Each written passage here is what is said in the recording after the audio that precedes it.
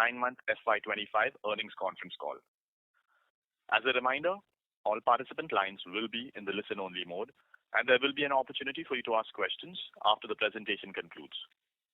Should you need assistance during the call, please signal an operator by pressing star, then 0 on a touch-tone phone.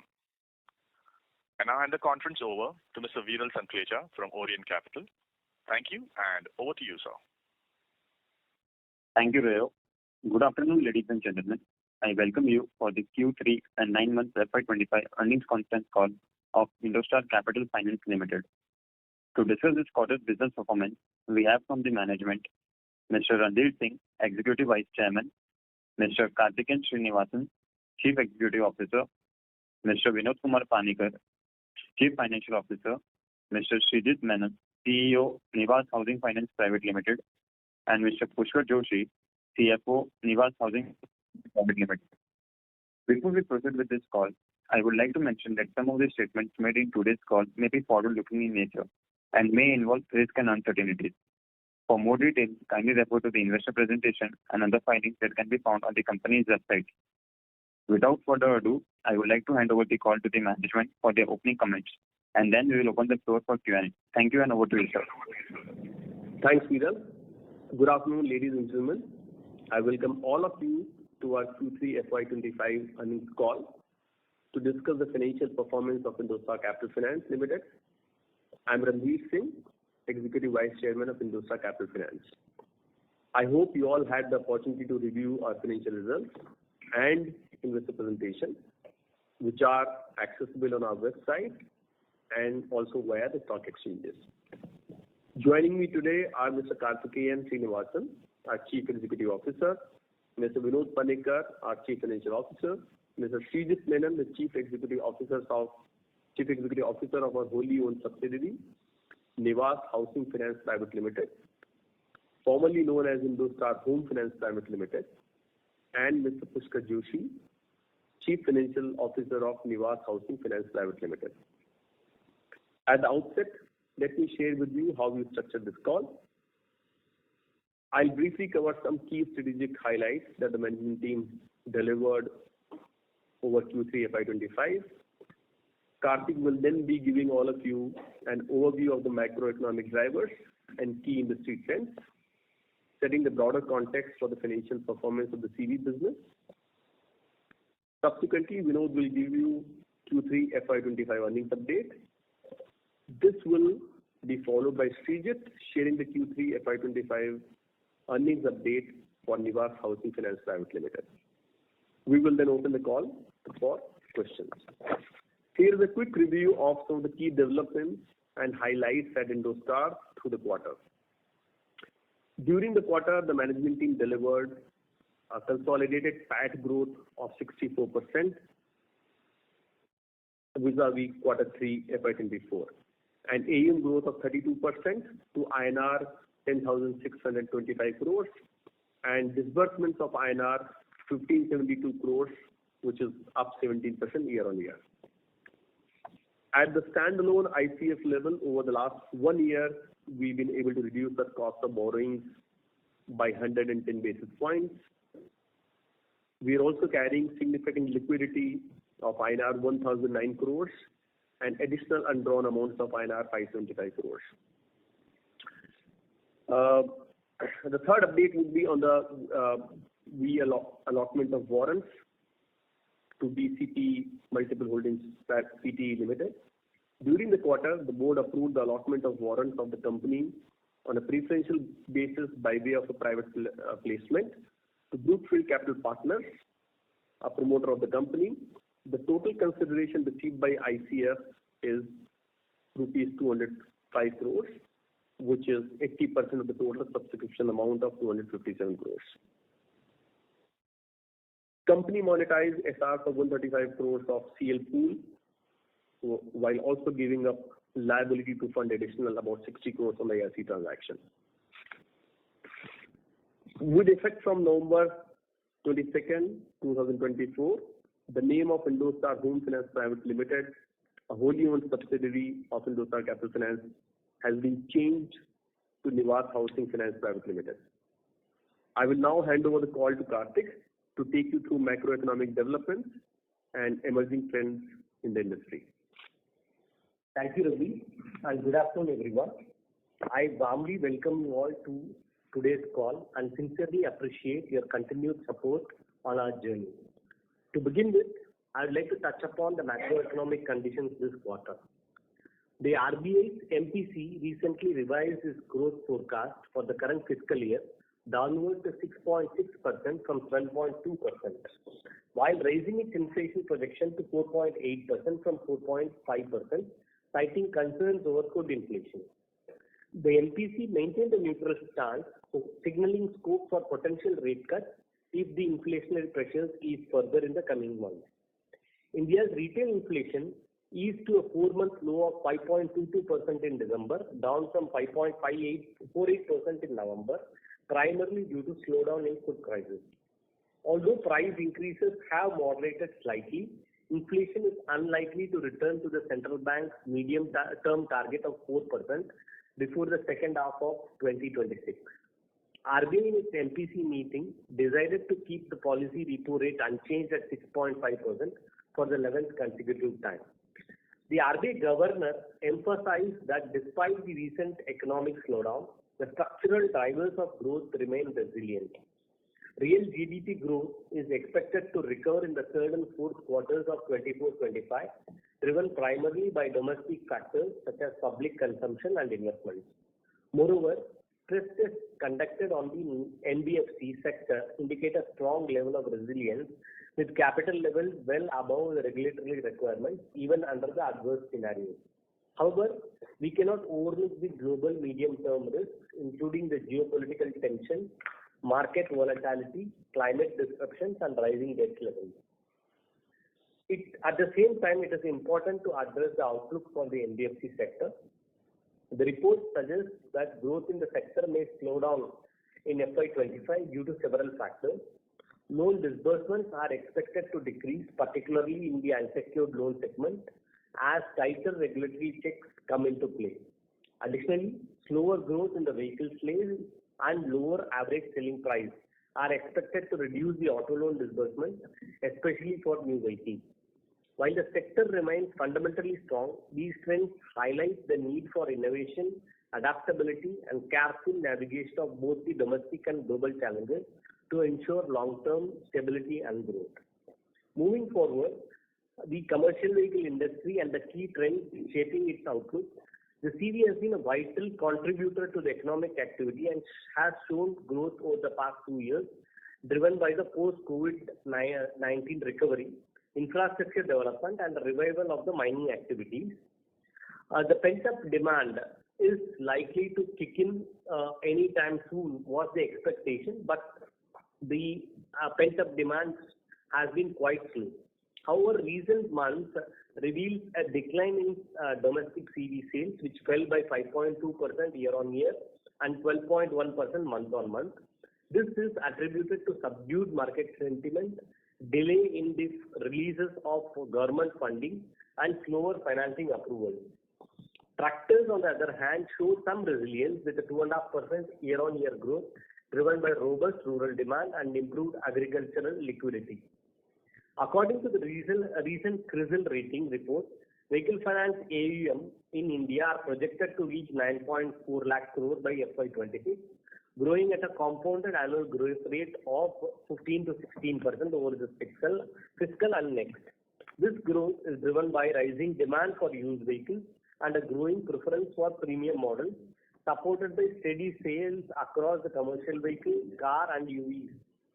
While the recent changes in GST on profits for used vehicles may slightly increase ownership costs for borrowers, the cost of the used vehicles will still remain much lower than that of the new ones, ensuring continuous demand in this segment. The used vehicle segment is also facing some supply side challenges. Many transporters are now turning to buying used vehicles as the cost of the new vehicles has risen significantly. With the AC driver cabin coming mandatory from October 25, the new vehicle costs are likely to increase even further. This has caused a significant stress on the supply side of the used vehicles because not enough older vehicles are available in the market. This shortage is due to fewer new vehicles that were sold during the COVID years, which means number of vehicles which are available for resale is also much lesser. Additionally, the industry's shift from BS4 to BS6 emission norms further reduced the number of older vehicles in circulation. For smaller transporters and first-time users, financing options of older vehicles are limited, making it harder for them to buy these vehicles. At Indostar, we remain committed driving growth by expanding our product offerings and strengthening our presence in the retail CV operator segment. To this end, we are developing ancillary products like tire financing, designed to provide comprehensive solutions for our customers. Our focus on technology continues to be a key driver of our efficiency and customer satisfaction. By integrating technology across loan origination, credit appraisal, disbursal and collection, we aim to improve our operational agility while reducing our service costs. Let me now provide an update on our company's operational performance. In Q3 FY25, our total disbursements reached 1,572 crores, reflecting a 17% growth compared to the same period last year. Disbursements for commercial vehicles specifically amounted to 1,265 crores, marking an 18% increase from 1,074 crores in Q3 FY24. As of Q3 FY25, our GNPA stood at 4.9% for the standalone entity. However, collections were impacted due to heavy rains, which impacted the truck movement, which led to increasing delinquency levels. Now I will hand over the call to Mr. Vinod Panikkar to present the financial performance. Thank you, Karthikeyan, and good afternoon to everyone. I appreciate all of you joining us for this conference call today. Let me now provide an overview of our financial performance for Q3 and for the first 9 months of FY25. Assets under management reached a figure of 10,625 crores, which is 5% increase over 10,112 crores of the previous quarter and 32% higher than the 8,037 crores in the same quarter of the last year. Disbursement during the quarter totaled about 1,572 crores compared to 1,724 crores in the immediately preceding quarter, but it was higher than the 1,345 crores that we did in the same quarter last year. This growth versus the last year can be attributed to our strong focus on the retail segment and consequent spread of branches across the country. Our retail lending strategy is successfully playing out, with retail lending now constituting about 98% of our total loan portfolio. During the quarter, our consolidated net interest income from operations reached a figure of about 241 crores, reflecting a 10% increase over the previous quarter and a 79% increase versus the same quarter last year. The net interest margin remained stable and continued to be in the 5.6% range. Our consolidated operating expenses was at about 155 crores and we reported a consolidated profit of about 28 crores compared with 32 crores, close to 32 crores in the immediately preceding quarter and 16.9 crores in the same quarter last year. Collection for the current year was at about 1,265 crores, an increase from the 1,163 crores that was there in the immediately preceding quarter. At a standalone level, ICF reached an AUM of about 7,877 crores, an increase of 4% over the immediately preceding quarter and 31% over the same time last year. Disbursement during the quarter was totaled at about 1,291 crores compared to 1,462 crores in the preceding quarter and 1,121 crores in the same quarter last year.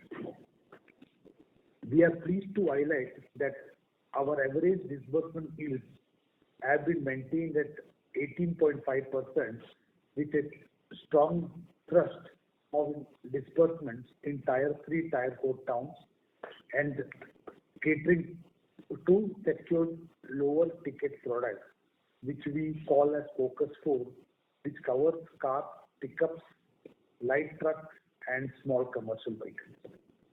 Consequently, our average ticket size has also gone down over the last 5 quarters from a figure of about 8.2 lakhs that we had in Q3 24 to 6.6 lakhs in Q3 25.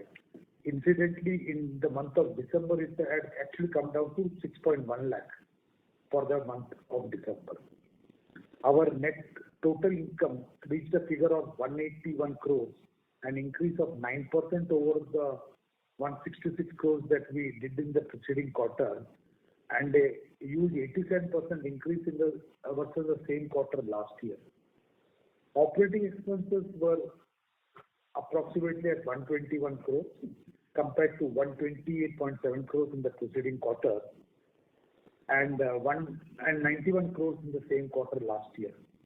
Our cost to income has come down to 67% in the current quarter as against 94% that we recorded in the same quarter last year. Our capital adequacy continues to be robust at about 28.5% and debt equity is in the range of 2 times, which gives enough headroom for future growth. We are confident that this will help us drive profitable growth in the coming quarters and years. Our emphasis on the coming quarters is to increase our borrowings from banking channel in a big way. In the current quarter, we repaid 1,250 crores and at the same time raised 995 crores, of which 25% came from banks at an overall cost which was about 10 bits lower than the immediately preceding quarter. We ended this quarter at about 10.8%.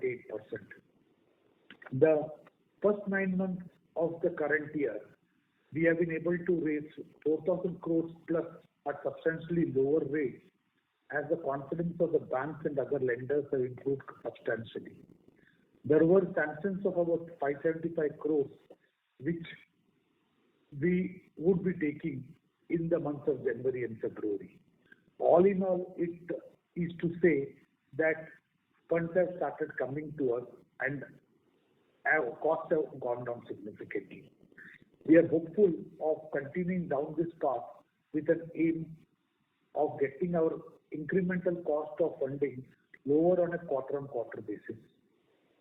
Our collections during the quarter was at about 1,092 crores versus 993 crores in the previous quarter.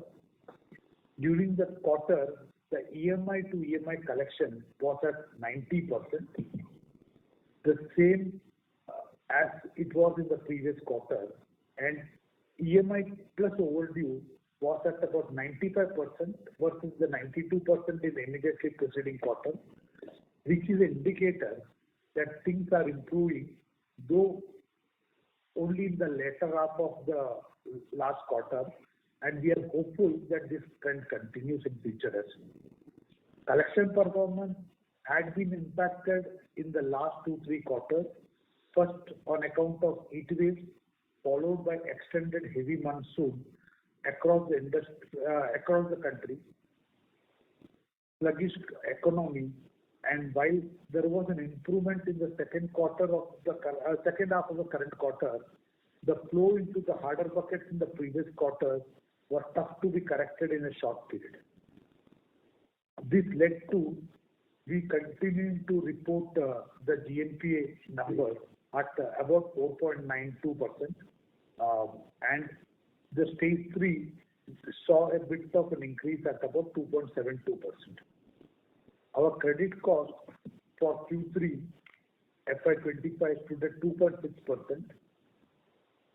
While the same is higher than the previous quarter, we believe that the second half of the quarter gives us hope that the worst is behind us, and going forward, the credit costs will moderate. As the macro environment evolves, we will continue to monitor our assets for early signs of risk and take appropriate measures to contain them through a robust collection mechanism. With the asset quality being maintained, cost of financing going down, and the OpEx stabilizing and AUM and consequently interest income growing, we expect improved profitability in the coming quarters. Now I invite my colleague, Srijit Menon, to provide further insights into the housing finance system. Thank you, Vinod. Good afternoon, ladies and gentlemen. Let me start by giving key highlights for the quarter and 9 months ended on December 31st, 2024. We continued on the path of growth to post disbursements of INR 281 crores for the quarter ended December 31st, which is a 25% growth over quarter 3 of FY24.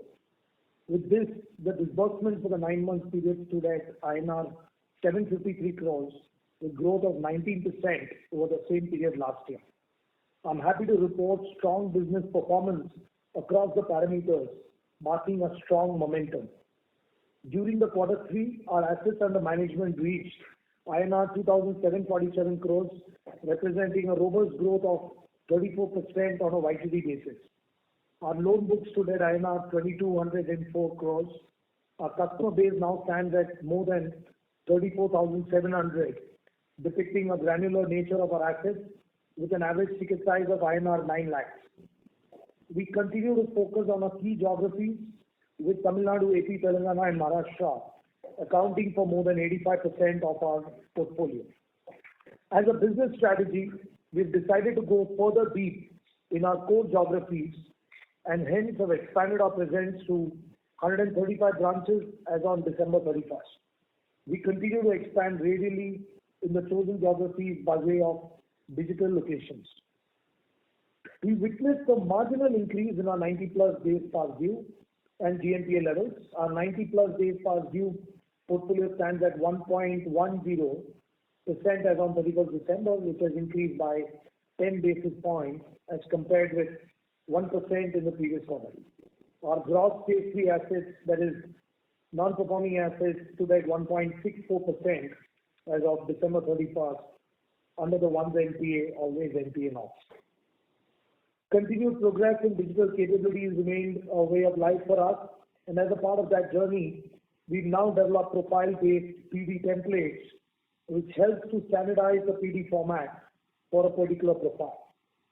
This, we believe, will help us scale the business in our chosen self-employed space while reducing the misses in capturing information while doing PD, and it will help in strengthening the underwriting process further. In coming quarters, we plan to templatize all our self-employed profiles from a PD perspective. We launched our new brand and company name of Nivas Housing Finance Private Limited in quarter 3 of FY25. The word Nivas is a Sanskrit word which means home and is commonly used as a part of the house, name in the self-construction segment, which is our key focus area. Now let me go to the liability side. Having upfronted the borrowings in Q2, along with the announcement of acquisition by EQT Partners, Q3 virtually needed very insignificant amount of liabilities. We raised INR 50 crores by way of PTC route of securitization. We have received sanctions from a couple of large private sector banks in December 24, which were undrawn as of quarter end. The liquidity position remains strong with INR 233 crores of cash on the balance sheet and undrawn sanctions of INR 136 crores. Now moving on to our financial performance. Our total income for the quarter 3 of FY25 stood at INR 107 crores and 61 crores net of interest expenses. The same figures for 9 months FY25 stood at INR 287 crores and INR 164 crores respectively. Pre-provision operating profit stood at INR 26.4 crores for Q3 and INR 67.9 crores for 9 months FY25. Our profit after tax stood at INR 16.3 crores for the quarter and INR 44 crores for the 9-month period FY25. Return on assets are healthy and it stood at 3% for the 9-month period FY25. We maintain a strong capital adequacy of 52.6% and a debt to equity ratio of 3 times. In conclusion, our commitment to innovation, efficiency and maintaining a high asset quality continues to drive our success. Looking ahead, we remain focused on executing our strategic initiatives to further enhance operational excellence, expand our customer base, and explore opportunities for growth. We are optimistic about the future and remain dedicated to delivering sustained value to our investors and our stakeholders. Thank you once again for your continued support and participation. With this, I hand over the call to the moderator for further course. Thank you very much. We will now begin the question and answer session. Anyone who wishes to ask questions may press star and 1 on their touch-tone telephone. If you wish to remove yourself from the question queue, you may press star and 2. Participants are requested to use handsets while asking questions. Ladies and gentlemen, we will wait for a moment while the question queue assembles. To ask questions, please press star and 1.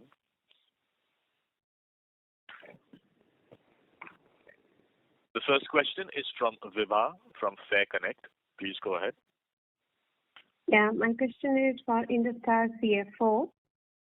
There's been a sudden drop in other income. If I see Q&Q and also financial year, I think December 23 versus 24, it's dropped to 37 lakhs.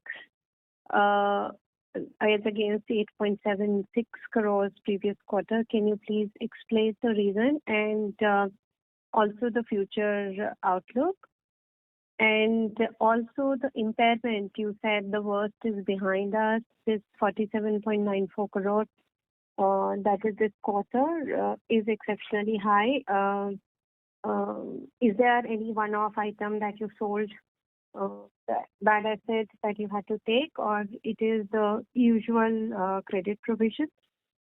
And my third question is on cost of funding, still at AA rating, secured asset class, you're borrowing at very high rates. Your overall cost of funding, if I were to just annualize the financials with 11, you said 10.8 and you borrowed at lower rate. Can you please explain that at what rate did you borrow and how do you see this cost of funding in coming financial year? So 3 questions. Thank you. Vibha, good afternoon. Thanks for being on the call. I see that you had about 3 questions. Let me answer one by one. You mentioned about other income. You said that that has dropped significantly. Other income was, we had done a branding exercise for one of the entities, and that was supposed to be there only for 1 quarter. So that was the income which was there last time. That was about 8.8 odd crores, and there is no income corresponding income in the current quarter. So that is the reason, and that we always knew that that was going to be a one-off kind of income. Second was on the credit. I didn't quite understand. You did a branding and you got that income. Didn't quite understand. When we started our insurance, I would say cross-selling during the quarter, during a couple of quarters back, and we wanted to inform all the customers that there is these products which are available for them to actually opt for when they are doing borrowing from us. They can additionally get insurance income. So we had a tie-up with the insurance company saying that we will be branding, we'll be putting up their brands or their posters and things like that. Okay. Branches. So that is the reason, and that's not needed every time. Was needed only for a quarter. So that is the reason it was done for a quarter. That's no longer there. I'm sorry, but in last year also in other income, if you see the line item, the other income was quite significant for March 24, and it was 21 crore, and out of that, 16.7 crore was shared service cost recovery. Is that something else? And that, or it's again that insurance reimbursement? And that 16.86 was for the year, and now we are looking at 37 lakhs for the quarter. Yeah, so shared service was something, there were a lot of things which are shared between us and the subsidiary. So, the cost that we were incurring, some of it was on account of the subsidiary, which we were getting it reimbursed from them. We were charging them and getting it reimbursed from them. So that was shown as shared service cost recovery. Oh, but that would have gone from expenses also, technically speaking. So on net basis, that shouldn't impact you. So we are not permitted to net it off from the expenditure. Therefore, it was grossed up at both the ends. Number one. Yeah, no. I mean to say, in this quarter, it would have gone out of income as well as expenses. So net basis, you would have been neutral on account of that. Is that understanding correct? Partially, it would have gone out of income for sure. Partially out of the expenditure, because there would be some things which would continue to be there, because they have moved out separately. Everything is separate, so not all expenses would have actually gone out. Okay. Then apart from that, there was last year, March 24, there was always also a 3 odd crores coming by way of income tax refund. So that's that was. I will now go to the second part of your query, which was the credit cost. Credit cost was definitely higher, up from about 19 crores to 48 crores. I think both Karthikeyan and me, in our opening remarks, we did mention about delinquencies having shot up over the last 2-3 quarters. And while we did see a lot of improvement in the second half of the current quarter, we believe that it was a bit late for us to actually get all the collections in place. Therefore, credit cost was higher in the current quarter. We believe that this is the trend that we have seen in the last 1.5 months, or the last second half of the current quarter, which went by. Things have improved reasonably well, and therefore going forward, the credit cost may not be to the extent that it was there in the current quarter. You mentioned about the funding cost. I think we need to very clearly know that definitely the 10.8 or close to 11 is definitely a high percentage, and definitely the cost, if you look at it on a standalone basis, it is definitely a high rate. But then I think we should try to see two things, saying that where did we come from? Q2 FY24, we had an incremental cost of borrowing of about 12.7%. In fact, I don't know whether you were a part of the previous calls that we had, but then we have said that very clearly, saying that we were confident that the cost will keep coming down. A year back, my cost of funds was at about 11.9%. We have now come to 10.8%. We have been able to get funds from banks. We have been able to reduce our costs on other borrowings, including NCDs, something which we did at 12.5% plus a year and a half back. This time we did it at about 10.4%. So we are seeing costs coming down. We expect the cost to go down further. But then we believe that it is not something which can happen all of a sudden. It is I would say, a slow process, and it will take its time. What was your incremental cost of funds during December quarter? 10.2%. Oh, thank you. Thank you, ma'am. Thank you. Before we take the next question, a reminder to participants that you may press star and 1 to join the question queue. The next question is from the line of Arnav Sachdev from Cruise Capital. Please go ahead. Hello. Hello, am I audible? Good afternoon. Now you are. Hi, sir. I have two questions. So what are the key reasons for the decline in collection efficiency? I'm sorry if you've answered this before. I didn't get that. Additionally, both GNPA and NNPA have shown an increase. So could you provide a guidance on these trends? See, Arnav, Karthik here. The challenge has been from June. Then the last 2 quarters, we have seen bucket-wise increase due to the overall situation in the economy. Vinod sir explained 2 things. One, there was an excessive heat wave, there was elections followed by an extended monsoon. This impacted the viability of vehicles, which naturally impacted collection. So my kind of profile who I am dealing with, they will not be able to update their EMI. So most of these customers are able to pay 1 EMI. That's why you are able to see a recovery in my overdue, but they will not be able to go to zero DPD so that I will be able to report them out of GNPA. So I believe this has caused the significant increase in our delinquencies and credit costs. And as we are seeing some positivity in the second half of the last quarter, we feel like this will start going down. But overall, if you see, there has been a significant slowdown in terms of vehicle turnarounds. There has been a significant slowdown in terms of goods movement till at least the beginning of the festival season, which overall impacted collection. And that impacted us also because we are in the profiles who are the last by connectivity, who are also the last level in terms of the transportation hierarchy. Okay, sure, understood.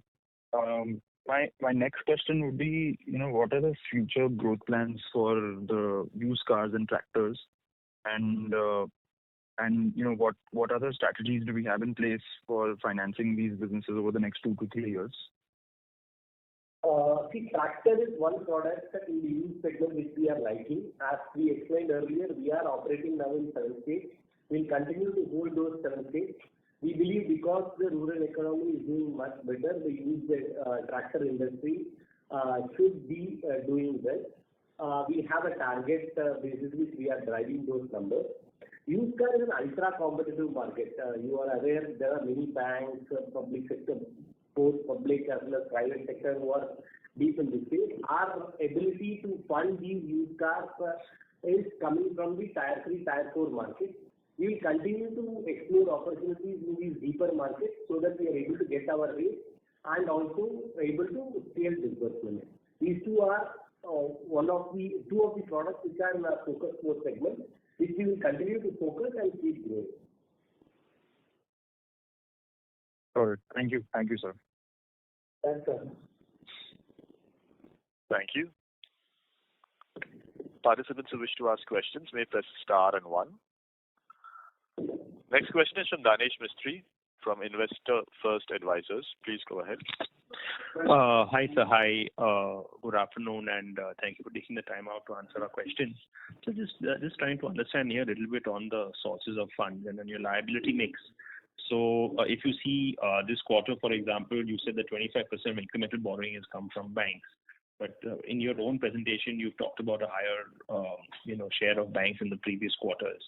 So, number one, what has changed for us over there? And number two, how do we see that panning out in the future, sir?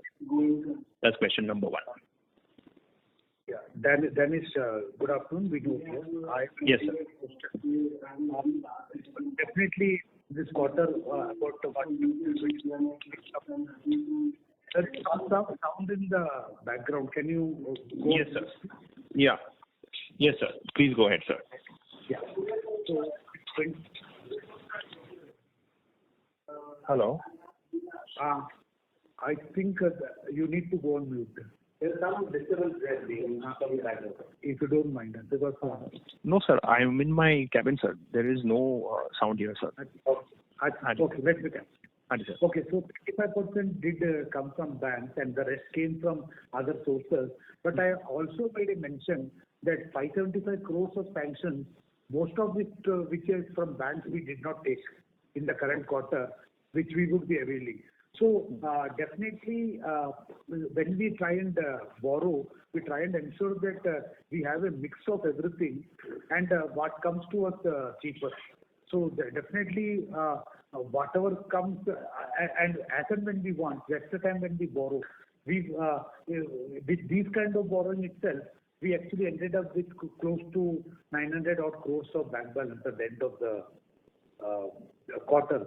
So we believe that things have improved and it will continue to improve as we get into the fourth quarter.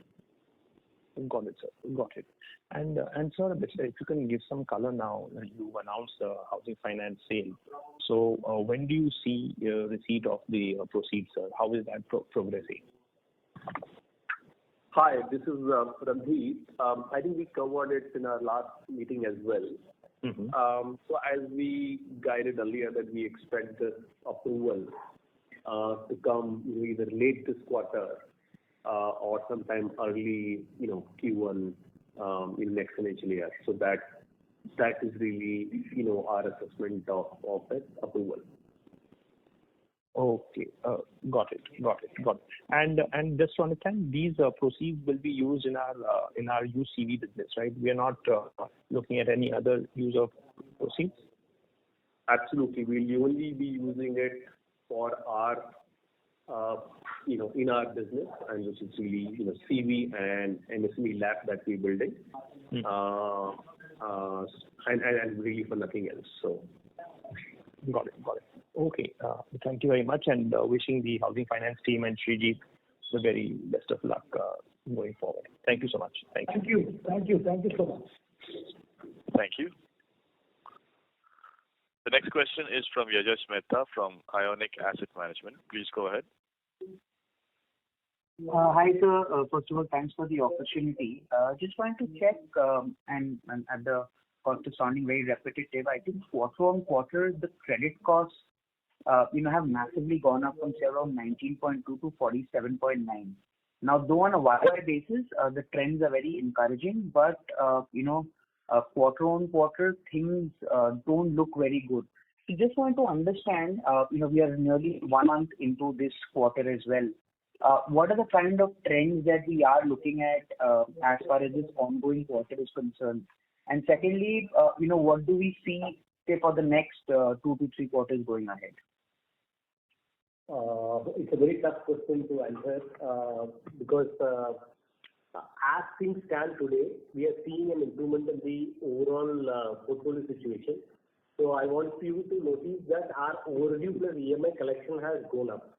So overdue plus EMI, which was hovering around 90%, has moved up to 92%, has moved up to 95%, which is a positive indicator that the overall situation in terms of credit to cost is improving. But we didn't have this in the last quarter because there was excessive rain, there was not availability of loans, which I explained some time back. In terms of this quarter, as we speak, our current rate, the initial buckets, there has been a positive movement. We believe that if this trend continues, our credit cost will improve this quarter. And typically, April to June is a average quarter in terms of collection. So it will remain at the same level. If we reach March at a good level, it will remain in the same level in the April quarter also. But all these are dependent on what kind of spending the government does. All these are dependent on the load availability. All these are dependent on diesel price not moving up. These are factors which could impact us. But if all these are not getting impacted, we will see an improvement this quarter and next quarter. Got it, sir. And secondly, sir, my apologies if I missed this, the proceeds from the sale of housing finance would come in by when? And as you just mentioned, they would be used primarily for our CV businesses, well, right? Correct. So we have only 2 businesses, CV and MSME Micro Lab, and the proceeds will be used for those businesses. And so the proceeds will come in by? The proceeds should come in. It obviously depends upon the RBI approval. And as you were just explaining in the previous answer, that it should come sometime. Our estimate is that it should come sometime later this quarter or early, Q1 next financial year. Okay. Thank you so much, sir. Thank you. Thank you. Next question is from Munshi Soni from MK Ventures. Please go ahead. Hi, good afternoon. I wanted to understand our strategy for the ECL provision this quarter. I mean, last quarter it was around 50.9%. This quarter it's dropped down to 46%, while our, GNPA and NPA numbers have shot up. So can you please explain what's the strategy going forward?